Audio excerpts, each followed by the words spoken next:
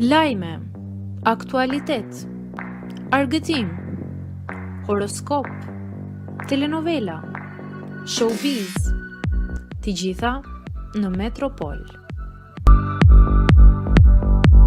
Bëni subscribe në faqen Metropol. Arrestohet aktori i njohur turk, kapet me drogë. Dogukan Gunogur, aktori i njohur me rolin e Fatih në serialin Një dashuri që transmetohet në Shqipëri, e ka kaluar natën në paraburgim. Ylli i ekranit ka qenë një prej aktorëve më të dashur për publikun. Ai është arrestuar me akuza për përdorim droge.